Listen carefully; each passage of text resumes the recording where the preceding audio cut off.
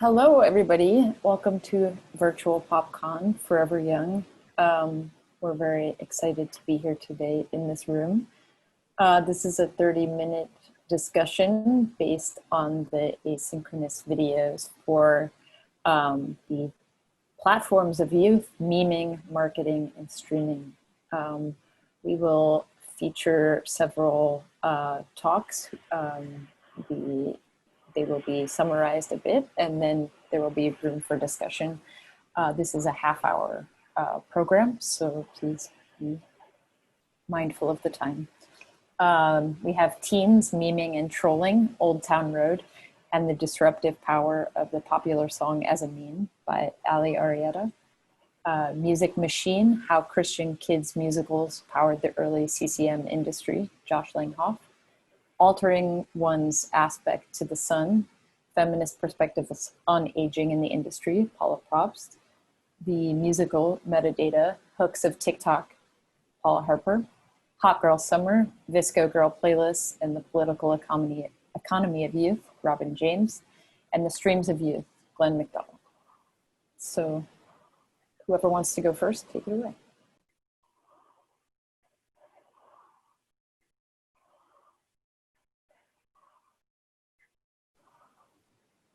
I can go ahead. So for mine, last year, obviously, it was a super important discussion that happened in terms of racial gatekeeping in the music industry along genre lines that emerged with Old Town Road. But I wanted to really focus on an aspect of that song that was less a significant topic of discussion, which was like how important the memes were to the rise of that song. And I think a meme analysis was just really interesting and necessary for me because Lil Nas X is as much a meme creator as he is an artist, and his activity and persona is driven by that as much as anything involved in songwriting and production. So I wanted to delve into that, and I really focused on how Old Town Road was a model of how a lot of popular songs are taking on some of the structural and functional characteristics of internet memes. I explored trolling as a concept because I think within popular discourse, there is this understanding of the internet troll as this subversive figure that engages in online abuse and harassment. But then there's this also an understanding of trolling as a behavior on the internet that's more playful, where you're like interrupting conversations or flipping conversations on their head in a way that highlights its absurdity. And so I explored that and sort of traced the relationship between trolling on the internet and the circulation of really popular music memes, starting with the Rickroll, which really emerged off of 4chan around 2007, and how that particular meme was sending a hyperlink that misdirected users to Rick Astley's video for Never Gonna Give You Up. The whole point was interrupting activities and discussion on the internet. And so I kind of traced from the Rickroll through the Harlem Shake in 2013 to In My Feelings, 2018, where teens were literally stepping out into traffic to do this dance routine created by an Instagram comedian named Shiggy. So I thought about that. Songs and memes really set the precedent for Old Town Road to emerge. And at the same time, I was really interested in how Lil Nas X used intertextuality. And he really takes a lot from kids' TV from the 2000s. And a big part of his remixes was alluding to Hannah Montana and Billy Ray Cyrus. And so I think that's all I really wanted to talk about in terms of this particular song. By the end, he was really working to draw on this understanding of what country could be according to country memes on the internet, through understanding of figures like Billy Ray Cyrus and Young Thug and Mason Ramsey. That became just as important to the song as the relationship between like trap and banjo within the musical arrangement. I think those meme relationships and intertextuality at play was just as significant to the song and has really set the precedent for a lot of TikTok hits that have happened this year. I would love to jump in because I think that our two papers kind of go well together. So while Ali was talking about the kind of the user or the creator side, right, the kind of musical aesthetics and the way that those play into meme culture, I was looking at the platform side. And so my paper is about the way in which the TikTok platform instrumentalizes music and sound and really puts that at the center of meme making, of virality, of the operations of TikTok as a kind of a media platform. Not just it puts it at the center in terms of kind of its aesthetics, but very much as part of the platform design. So I talk a little bit about the For You page, the way that TikTok really doubles or triples down, really accelerates this idea of social media platforms, contemporary social media platforms as these algorithmically driven, algorithmically curated spaces in which content is served up in these never-ending feeds, and that as a mode of kind of collection or discovery or linking together, rather than kind of traditional ways of maybe you curating your own network in, say, the like halcyon days of old Facebook, right, or Twitter, that here those kind of network creations on the user side aren't possible in TikTok, and instead things like the sound file itself becomes a way in which the platform kind of makes space for the creation of viral archives. So within TikTok, you click on the link to a sound file, and that sound file is the collection mechanic that the platform is using, right? And so I tie that into what I see as longer histories of relationships between virality and music making. So in some of my other work, I've coined the concept of viral musicking to say how virality is a huge site of 21st century musical practice. So participation in creation, remixing, even sharing these kind of silly musical memes is actually, again, to kind of echo what Ali is saying here, something really central to what is kind of becoming clear, that like this is not just silly ephemera, but is really a kind of meaningful part of the music industry. And that I see TikTok as well as this kind of acceleration or manifestation of these trends towards, on the one hand, algorithmic curation, but on the other hand, this real centering of music and musicality, both literally and figuratively, as a kind of logic for the operation of virality and the encouragement of virality. So seeing platforms as shifting towards becoming viral incubators more and more. Yeah, that's me. Cool. Is it okay if I jump in? Because I think our papers kind of build off each other in interesting ways. Because what I do in my talk is I talk about how this idea of virality that both of you, both Paula and Alexandria, talk about, right? The sort of the capacity to be iteratively remixed across multiple platforms actually is a sort of echo or manifestation of contemporary forms of capitalist value, right? This idea that value is not quantity, but capacity, right? So looking at sort of philosophical literature on that. So I say, well, so if capitalism is reimagining youth as sort of what value is today, youth can no longer be thought of as countercultural as it might have been, you know, in the mid 20th century. So how are musicians and fans sort of responding to this reshaping of youth, not as sort of oppositional, but as central to sort of hegemonic society? So I look at Hot Girl Summer, both the hashtag and the video, and I looked at like over 100 Visco Girl themed playlists. So Visco Girls are, it's a white teen girl subculture named after a social media platform called Visco, which doesn't have likes or any other kind of quantitative rankings on it. And what I found in both cases was that there's a real sort of ambivalence, right? Both in Megan's video and in the hashtag and in Visco Girl musical cultures, right? So on the one hand, the Hot Girl Summer hashtag was definitely an instance of sort of human capital building this virality, right? Like I even found a slide, like a little Instagram shareable image that, list of Hot Girl Summer quotes, and it included a quote from Margaret Thatcher, right?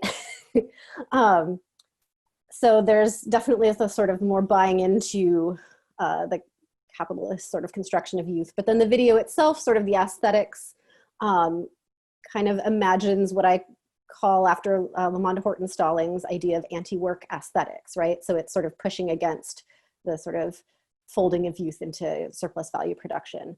The Visco Girl playlists, on the one hand, they seem to eschew any idea of virality, right? Like they're very chill.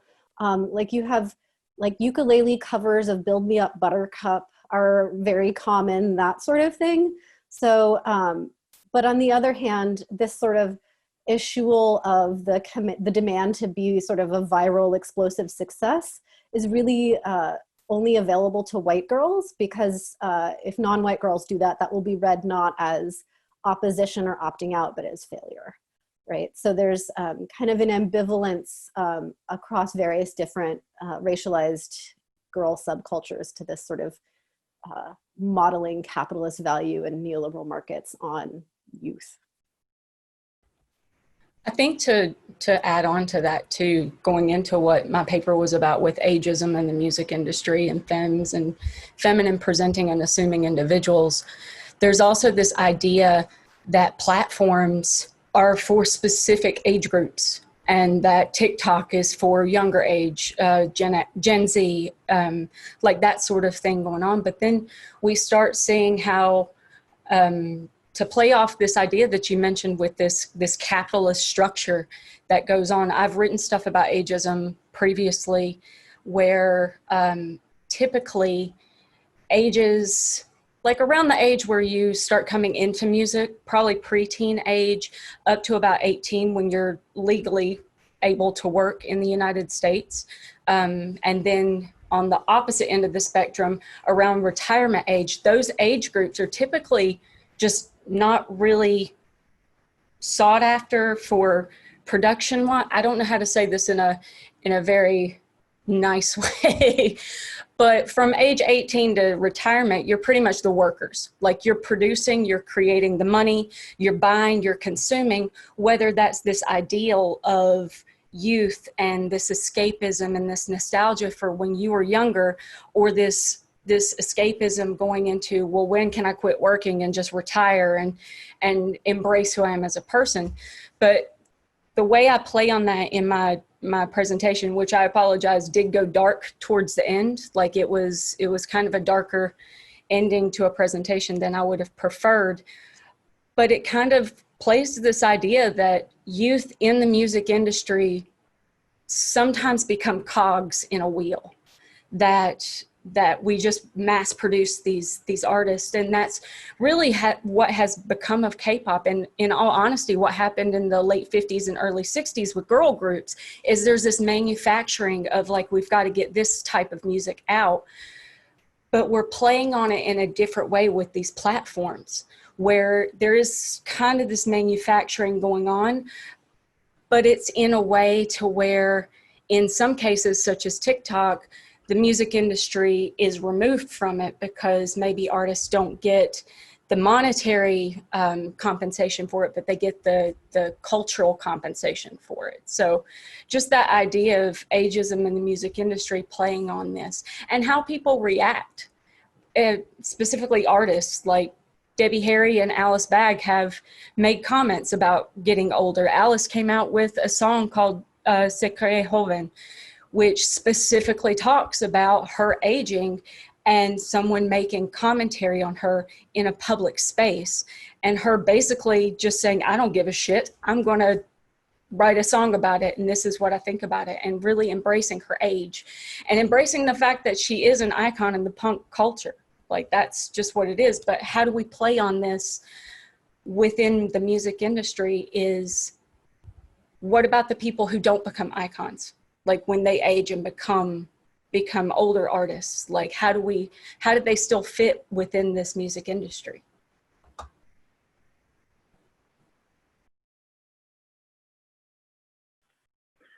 Hello, I'm Glenn, and I work at Spotify, where a lot of people listen to music and we know how old they say they are. So my thing this year is not a paper, but a way of exploring that. And I just said share. I don't see my screen. Do you see my screen? No, I can't see that at all. We were seeing. Oh, but I couldn't see it and couldn't hear. Anyway, follow the link. There is a thing that will tell you for every country where Spotify offers service what is different about kids listening, everybody up till 20, versus adults listening, everybody above 20. And I split the music by that same age. So current music is anything from 2000 up till now, and classics are anything from before 2000, and release data is a little uneven, so sometimes that's wrong. But it's pretty fascinating to see what kids actually listen to, and the short answer is they listen to hip hop.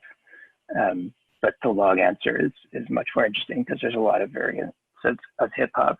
And the question that sort of motivated me to do this, and that I will pose to everybody else, growing up, I knew that part of the power of music for me as a kid was the potential to scare adults. So heavy metal was obviously compelling for that reason. But so too was New Wave, which was new when I was a kid, because it had it was weirdness in another way. And I remember feeling self-conscious the first time I brought home a Berlin album, and knowing that my parents were going to realize that, like, there was some different relationship between me and the artists than when it was Rush or Blue Oyster Cult. And so what I want to know now that I am a grown-up of some advancing years is, what is the scary music that only kids know now, that will freak me out as an adult? And I don't know if it's just the dynamics of spending so much time listening to so much music as part of my job, but I'm not nearly as scared as I hope to be. So I'm constantly digging with tools like this, figuring that it's in there somewhere, that the really freaky stuff that I'll go, well, that's not music, you kids get off my lawn. Like, I want to find that stuff. So I'm interested if anybody has ideas of things that scare them, or things that they think will be the future scary thing.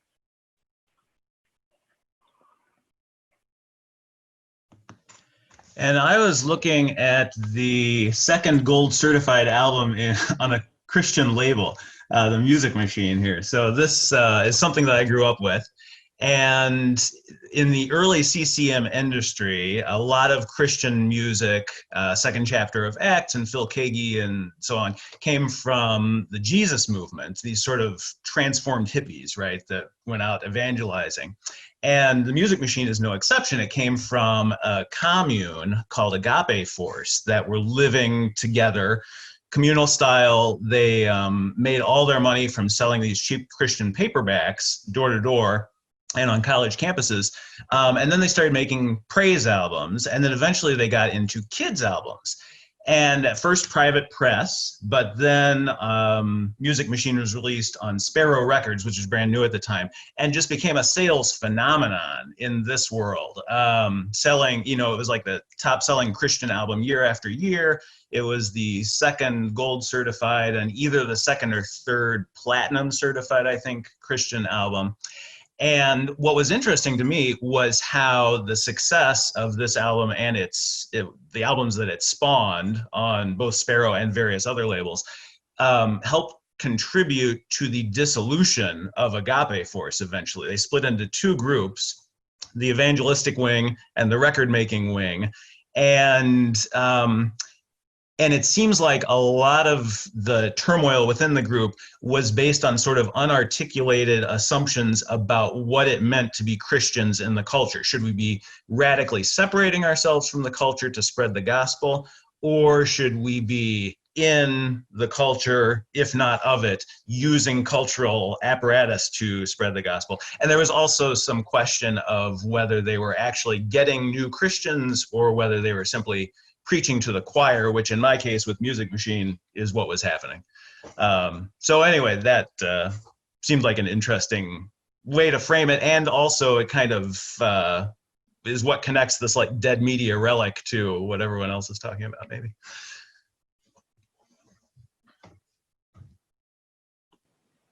Thank you so much.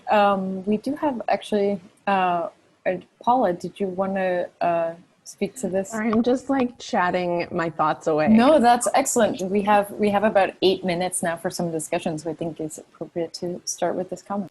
Other people can definitely jump in because I have obviously talked, but I was thinking a couple of things. One, to Robin's idea of the, you know, who gets to refuse. I feel like I've seen discourse around this specifically regarding fashion, right? And again, I'm thinking about kind of TikTok as an influencer space, but this like idea of kind of the oversized sweatsuit look as something that is like a part of this kind of the TikTok look, right? But it only works as a look if you are a kind of small-bodied, conventionally attractive, young, oftentimes white woman, right? That if this were put on a different body, a different age, to other Paula's point, right? That this is already a look, and it is one that is like frequently pretty heavily denigrated, right? So I think that there are lots of tie-ins there. And I was also thinking to Paula's point about platforms and exploitation, the way in which the like phenomenon of like houses of TikTok influencers, that these like kind of aspirational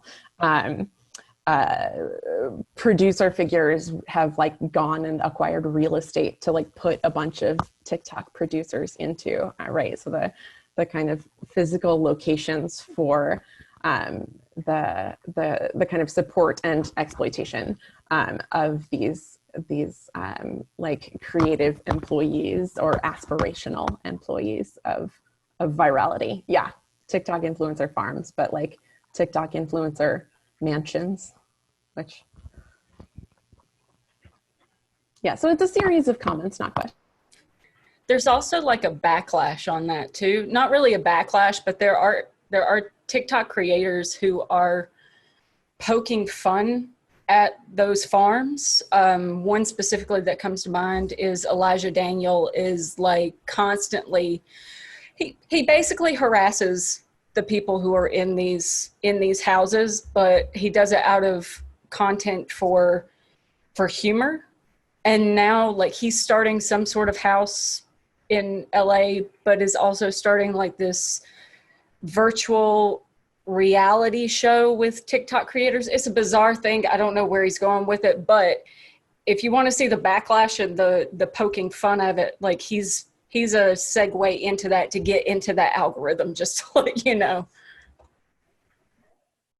One of the fascinating things about TikTok for me is that it makes music popular for non-musical reasons. And so like almost every weird thing on the kids charts in my thing, the explanation for it being there is, oh, it's a TikTok meme. Like when Paul Anka showed up, I was like, what, kids are listening to Paul Anka? How would that even happen? So I asked my 13-year-old daughter about it, and she's like, I've never heard of Paul Anka. And then I said the name of the song, and she was like, oh yeah, it's a TikTok thing. So I've learned whenever anybody else at Spotify asks me to explain why something is popular, I just say it's a TikTok thing. And then I go look up whether it is a TikTok thing, but it usually is. Is fishing in the dark also a TikTok thing? I was very confused by that. Yes, it definitely is. Now I'll have to go check, but, okay. but I'm sure I'll turn out to be right. Maybe the like unexplainable, like, why are kids these days listening to Paul Anka? Maybe that's the weird music you were listening to, Glenn. So it's not the music itself, but right, like you don't understand what is aesthetically interesting to kids these days, and it's the fact that the music is functioning extra musically in this other context that. Yeah, I think that's like a pretty good answer. Yeah.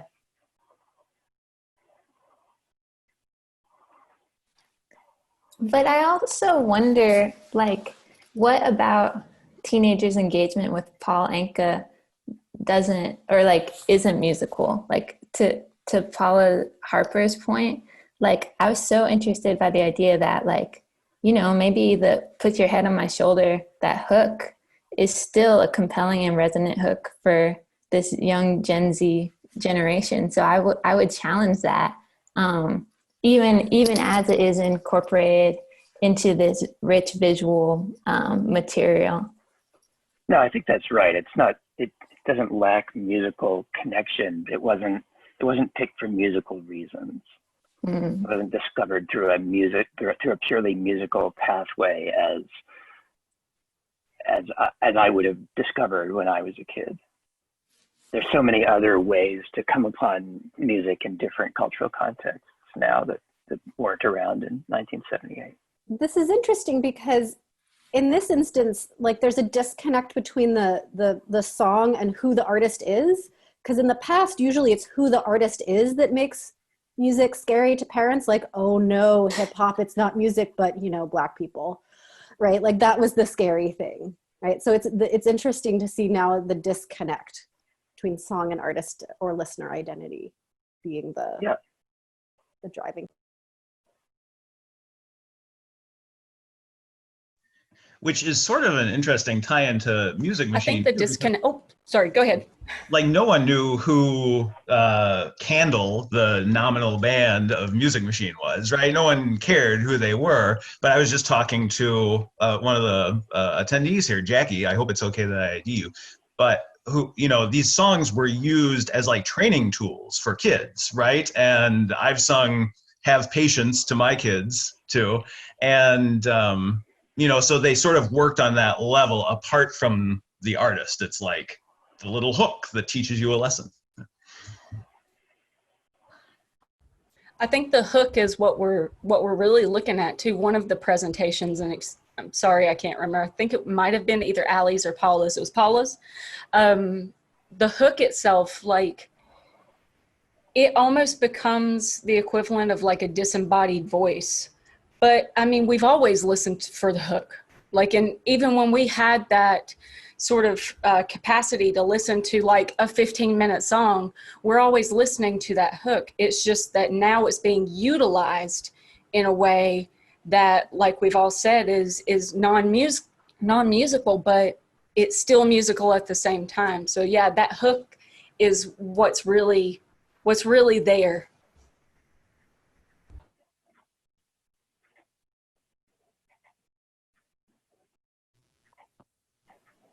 Yeah, sorry. And did you want to ask any questions or note your comments? Just in the chat. Anne is saying that, yeah, go ahead. Can you hear me, JD? Sorry about that. Yeah, I'm just saying, first of all, I relate to this because Bibi, my daughter, has shown me that video of Paul Anka singing "Put Your Head on My Shoulder" many, many times, while simultaneously expressing the absolute lack of interest in anything about Paul Anka whatsoever. Now, some of it could be her lack of interest in me sharing information with her because I'm her mom. But what my point, I guess, is that in this discussion of, is it the same as kind of pre-1950 song distribution or circulation, the mediated performance in that context, in that particular video, I think is as important as the song in that case. And I think in memes in general, right? It's not transferable to another performer. It's not transferable to another recording even. It's not even transferable to another Paul Anka recording. So we have to think about what's being circulated differently than it ever was before. That's my comment. Yeah, I think to Anne's point, even, TikTok takes us even further, right? Sometimes it's not even about the rest of the song. Like Right. it might just be about those, 15 or 30 or 45 seconds, right? It's about that's what it's about. Yeah. And I'm really interested too in the ways that like TikTok, those sound files like do and do not make those other kinds of discoveries possible, right? It's not like Spotify, say, where you could then easily kind of get into an archive of Paul Anka. You can't do that kind of discovery and kind of relating with the way that the TikTok apparatus is set up, right? You might not even be able to identify that it is Paul Anka. It might have just like a weird title of like old-timey guy singing "Put Your Head on My Shoulder," right? So the things that are and are not made findable and are and are not important in that context. I think it's also intergenerational too. And the reason why I bring that up is Paul Anka played a significant role in the Gilmore Girls, where the dog's name was Paul Anka and he constantly was on the show. So now we have these people who are of age to have children who are now on TikTok and now listening to this kind of music. And maybe they heard it from their parents, or maybe they heard a reference from some sort of cultural thing that their parents watched or listened to, because all of a sudden it just pops up. So I agree with everything. Honestly, it's the musical aspect of it is there, definitely.